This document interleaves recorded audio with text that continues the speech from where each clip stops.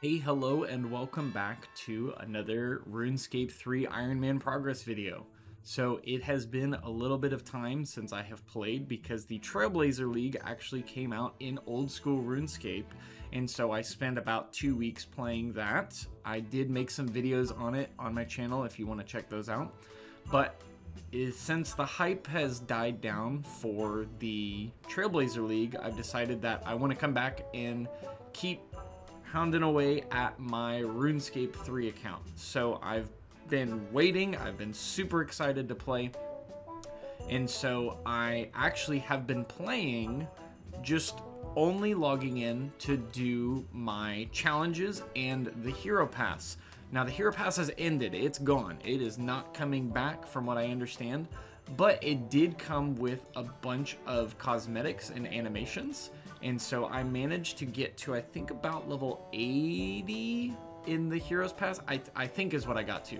But I unlocked some cool stuff like the Ice Slam, which was really cool. Some different outfits, some different animations. And so I wanted to log in and do those, but then I also logged in and did the daily challenges.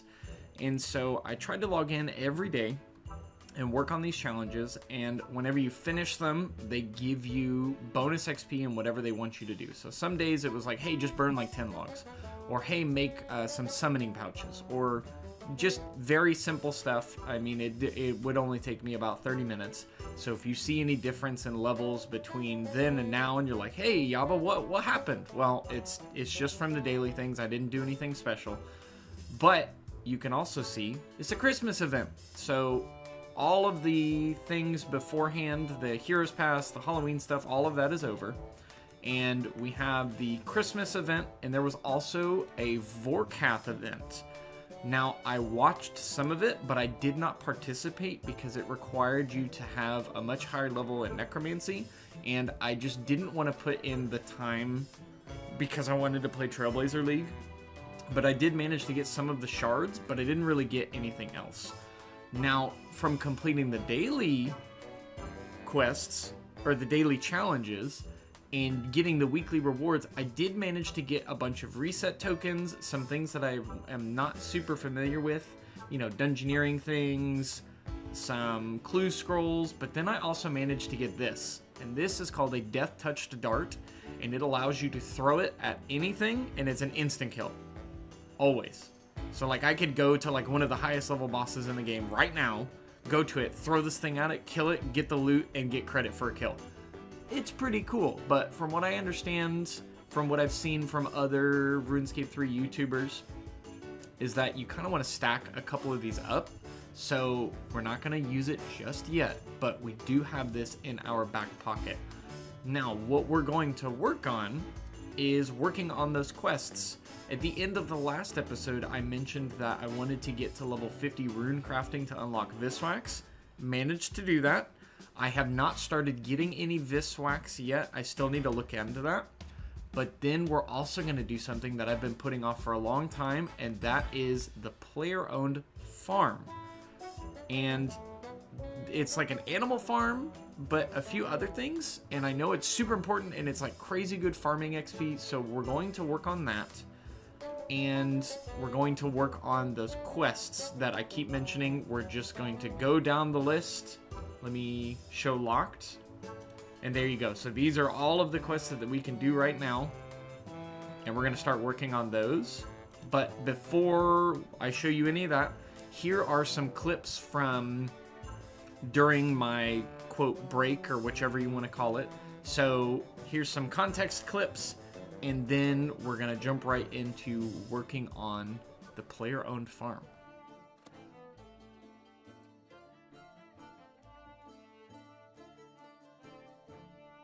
Wait, what? Is this an elite clue chest?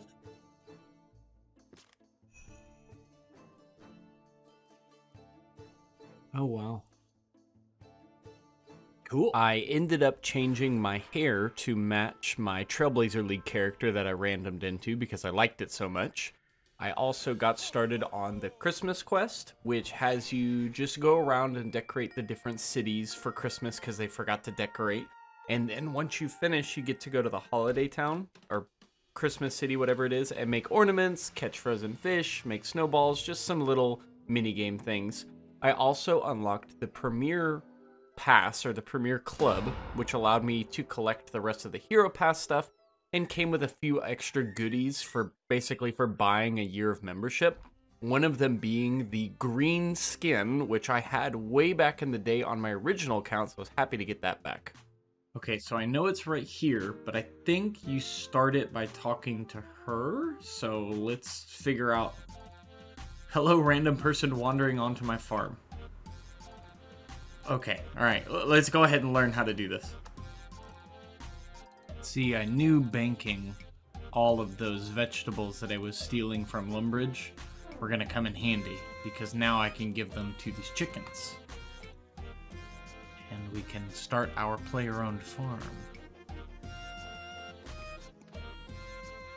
Okay, so I think I understand how this works. So you get animals either from buying them from the grandmother or finding them while you're skilling.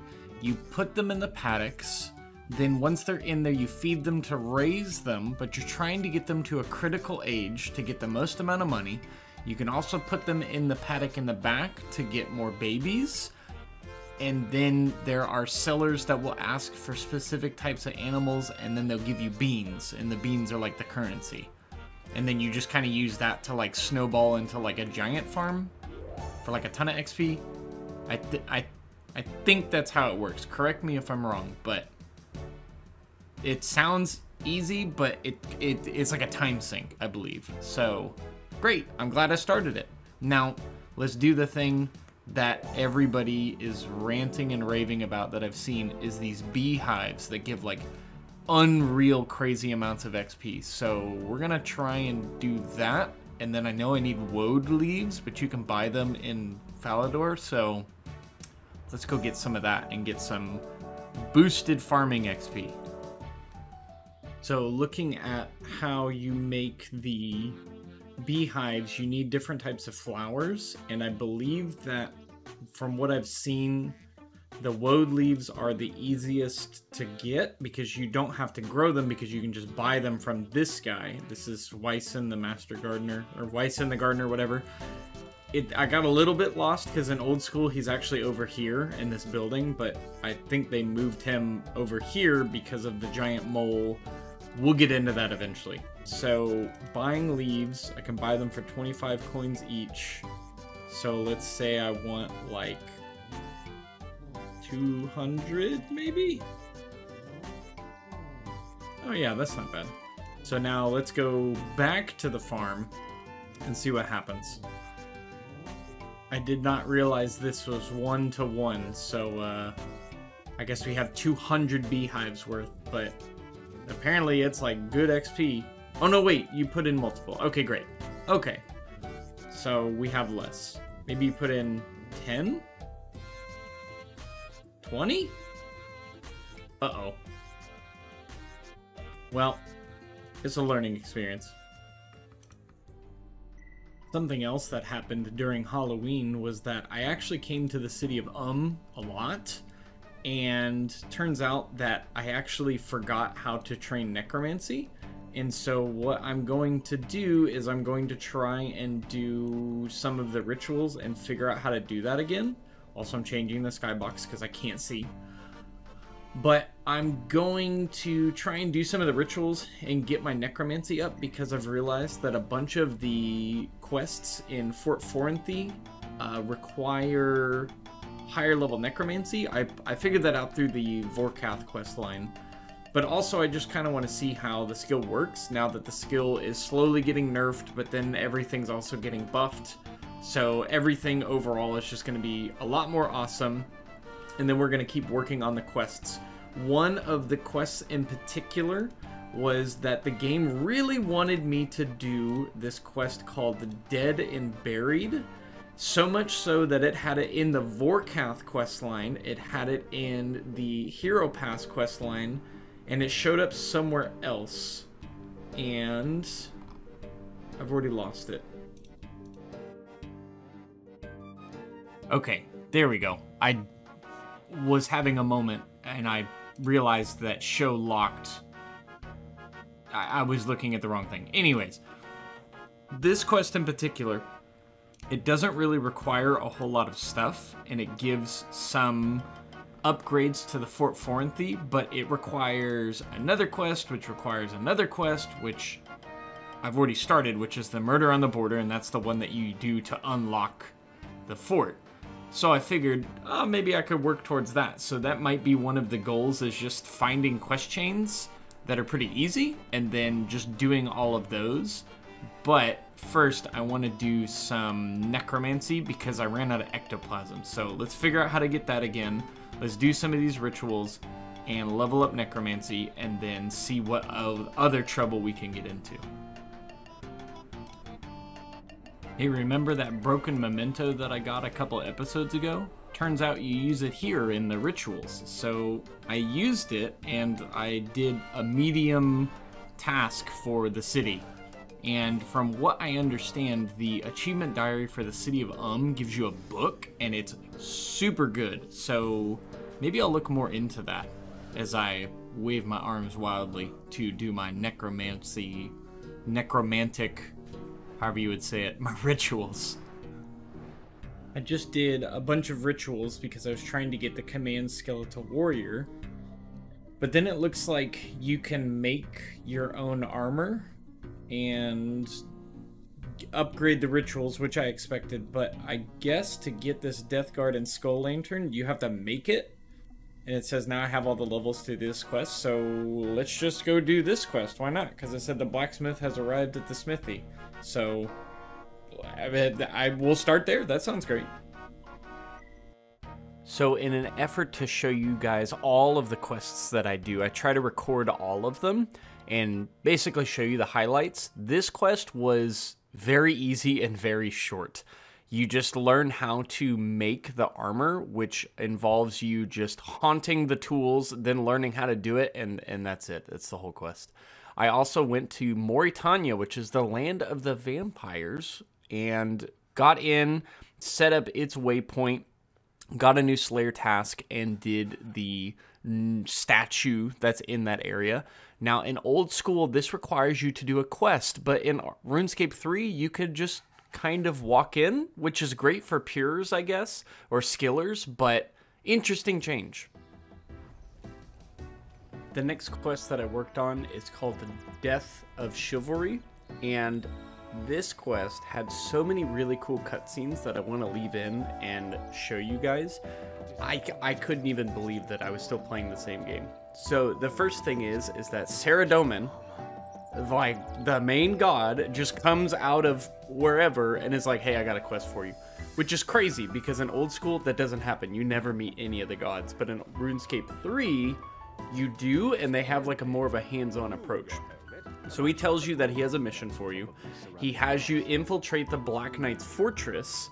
You learn some lore, you do some other things, and what he wants you to do is find a weapon. They don't really tell you anything much more than that, but you end up finding a portal. You travel through the portal to find some Black Knights in a Saradominist grave, like a holy grave, and they are like just steps away from finding this weapon.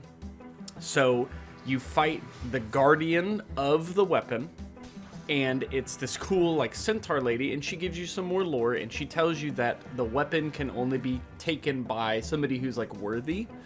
And of course your character is, because you're like the savior or whatever. You get the weapon out, and of course the Black Knights steal it. And you find out that this weapon is actually a centaur horn, kind of like a centaur unicorn mix. And the weapon is a wand that has the power to kill and also res people. So I did my first ever like boss fight. It's very simple. But then when you get the wand, you have the choice of telling Saradomin, yo, no, I'm not going to give it to you. Being able to resurrect people, way, way, way too strong. And of course, he's a god. He takes it anyways. So he resurrects your teammates, despite you telling him, hey, that's probably not a good idea. And whenever the guy gets resurrected, he gets this cool arm. Look at that arm. Isn't that cool? It's like a ectoplasm goo arm. But ultimately, Saradomin leaves with the wand horn, whatever it's called. And that's basically the whole quest, but it was super cool seeing all of those cutscenes. It took me about an hour to do it, but I was still happy to do it. Now, that is a free-to-play quest, meaning anybody can do that quest, which is, like, crazy to me. Now, right after I finished it, I started on the Grand Tree quest, which in old school is a fantastic way to get a bunch of free combat experience. The quest is not hard by any means, and in RuneScape 3 it is relatively unchanged. You just figure out, hey, what's going on with the Grand Tree? The gnomes live in this giant tree and it's sick, it's dying. You go to figure out what's going on, and you find out that this gnome has actually planted some magical stones that are killing it, and the reason is he's trying to use the wood of the tree to make boats to kill all humans. You figure this out, he summons a demon on you, you kill the demon, you find the rocks, you cure the tree, and everything is good. Humans are not attacking. Now, he is very important, the glow, he'll come back later. But then, for completing a bunch of quests, you get a, like, reward for completing just a number of quests. The reward sucked, but I did get 250k gold, which is fantastic. Did some more wilderness events. Didn't really get anything else of note. And then I avenged myself and finished the Witch's House quest. Finally, like 5 episodes later, I finally did it. Got some health XP.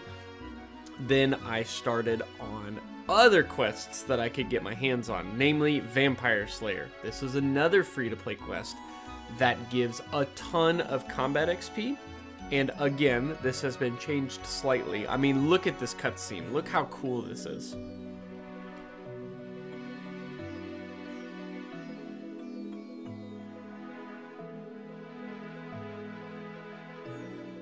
So, maybe not a full cutscene, but just like a little animation.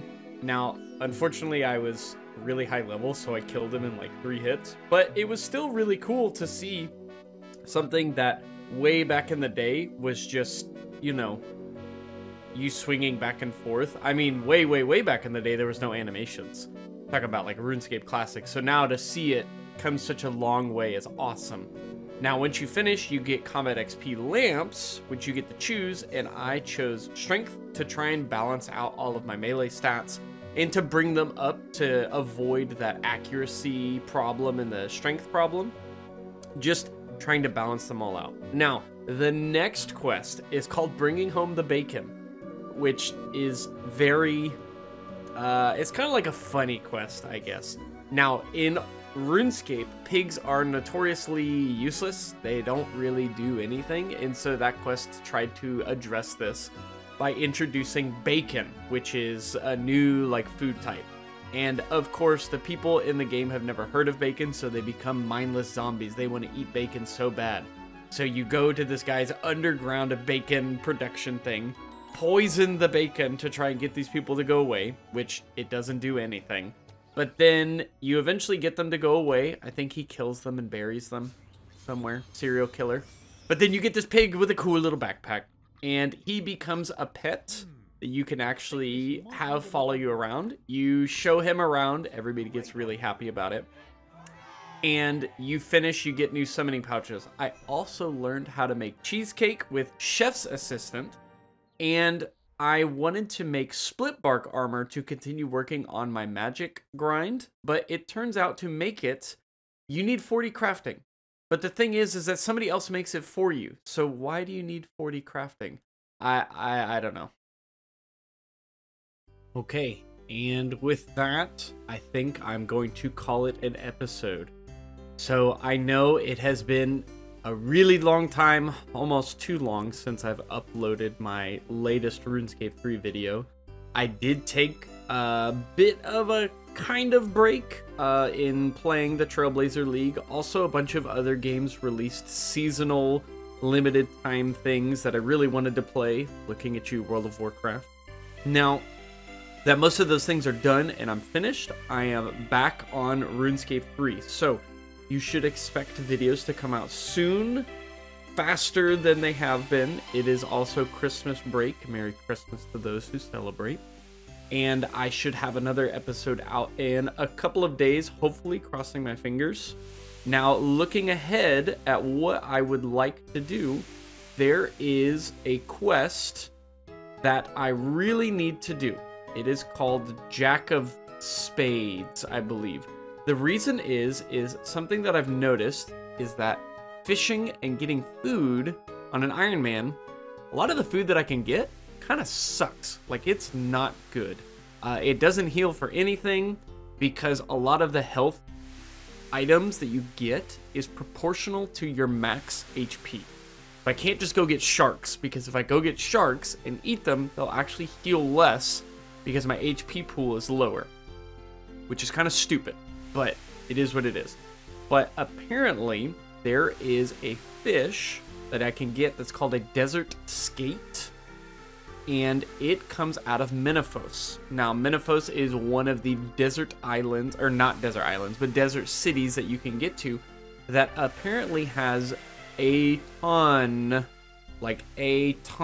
of awesome goodies and things that I could be doing as an Ironman, like hunter training, fishing, prayer training, distractions and diversions, different activities, bonus XP, all of this crazy stuff, and all I have to do is like a really simple quest. So looking forward to future episodes, the #1 goal for episode 8, we're gonna get that quest done.